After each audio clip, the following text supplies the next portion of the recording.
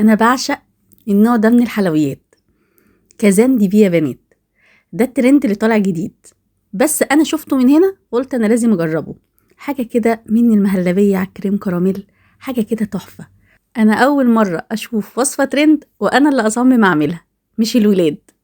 تعالوا بقى اقول لكم عملنا العظمه دي ازاي.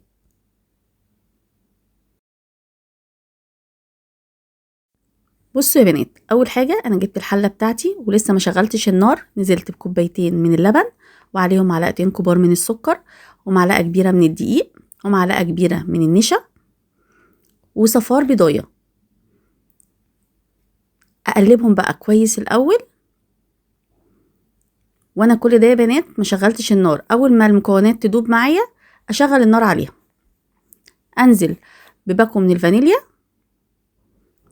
واقلبهم بقى كويس قوي وعلى نار بقى هاديه. اشغل، واول ما تدفى معايا انزل بمكعب من الزبده، مش كبير يا بنات، يدوب كده وهيبتدي يتقل معايا. وكل ده وانا ايدي بتقلب، يعني ما سيبوش عشان ما يتكتلش معايا بالشكل ده كده. واول ما يطلع كده فقاقيع تعرفي ان هي كده خلاص تمام، نطفي عليها ونيجي نجيب الطاسه بتاعتنا اللي احنا هنعمل فيها الوصفه يا بنات. ننزل بمعلقه من السكر البودر، لو الخشن هياخد معاكي وقت فالبودر بيبقى سريع معاكي. اول ما تتكرمل بتنزلي بمعلقه من خليط الكازان دي بي ولا المهلبيه مش عارفه، وبعد كده دقيقه بس يا بنات وننزل بباقي الخليط. بس افرده بقى كويس واسيبه يا بنات من 7 ل10 دقايق.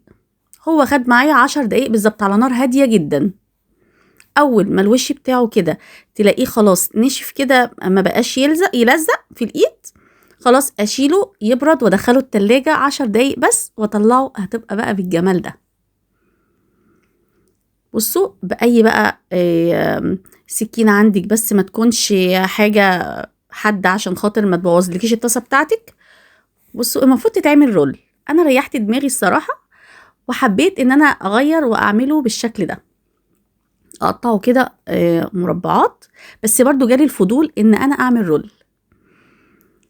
بصوا بقى قلت لا، ده انا لازم برضو اكمل الترند للاخر،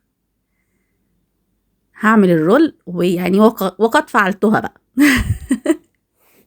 شايفين الجمال؟ بس طبعا هرجعها تاني عشان خاطر الولاد تدوق لحسن دول مستنيينها. وهنا بقى حطيت لي شويه جوز هند، مكانش عندي فستق فمشيت نفسي بجوز الهند، وتحفه.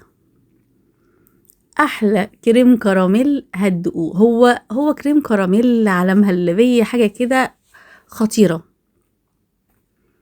بجد يا بنات. هتعجبكم جدا وهتعجب الولاد جدا، جربوها ومش هتندموا. وبكده يبقى الفيديو بتاعنا خلص، يا رب يكون عجبكم. بألف هنا.